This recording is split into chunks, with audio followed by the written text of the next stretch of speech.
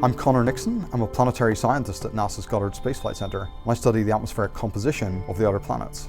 Titan is Saturn's largest moon. It's actually the second largest moon in the solar system, and it's the only moon in the solar system that has a large and substantial atmosphere. And that atmosphere in some respects is really similar to that of the Earth, being composed mainly of nitrogen, but in other respects it's really different. It has methane as its second most abundant gas, and that takes the same role as water vapor in the Earth's atmosphere. It evaporates from the surface, it forms clouds, and then rains down again, and in fact forms lakes that we see at Titan's North Pole, including ethane and propane and all sorts of complex chemicals.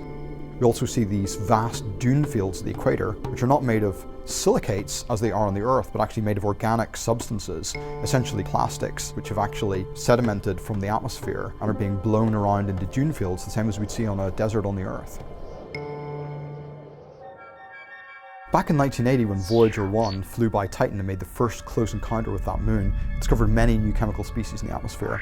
And a lot of these are what we call hydrocarbons, which are composed of two types of atom, carbon and hydrogen. And these are derived from methane. After the methane is broken apart by sunlight, it forms into longer and longer chain molecules. So you can add first two carbons together to make a family of molecules. And you can also form three carbons together to form a heavier family of molecules.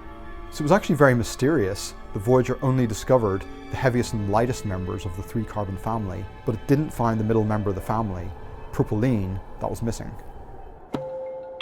So NASA has this wonderful flagship spacecraft called Cassini, which is currently orbiting Saturn, and it's making multiple close flybys of Titan.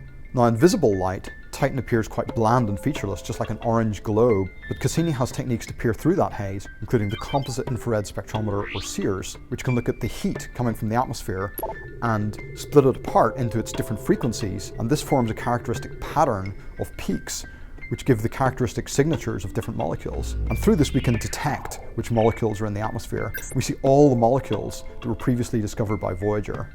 But we're also able to look for new molecules, and in fact, buried within the signatures of these more abundant molecular species, we saw a very small spike, which was due to a new species which had not been seen before. In fact, this was propylene. We saw it at multiple altitudes in Titan's atmosphere. When we added all the signal together, we had more than 99% confidence that we were discovering a new molecule.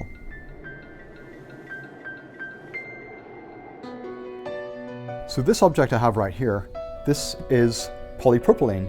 This is a plastic we use on the Earth in everyday household objects, such as this plastic tub here. And if we turn it over on the bottom, we find a symbol, the number 5, that says PP, polypropylene. This is the propylene that we found on Titan, but polymerized. That means that the molecule is formed into long chains, and when these chains are tangled together, it forms a hard, clear plastic that we use in many household objects. So that was really fun for me to realize that something that we discovered in space was in fact something that I was touching every day on the Earth. So the discovery of propylene on Titan is really exciting. First of all, it completes this chemical family where we had this missing link dating 32 years back to Voyager. But also it shows that there's much more there still in Titan's atmosphere to be discovered. Some people think that Titan is similar to the prebiotic Earth long ago, when the molecules were forming the basis of life. And we don't know what we're going to find on Titan if we send back further spacecraft with new instruments, more sensitive instruments, if some of the molecules on Titan could be similar to the basis of life on Earth.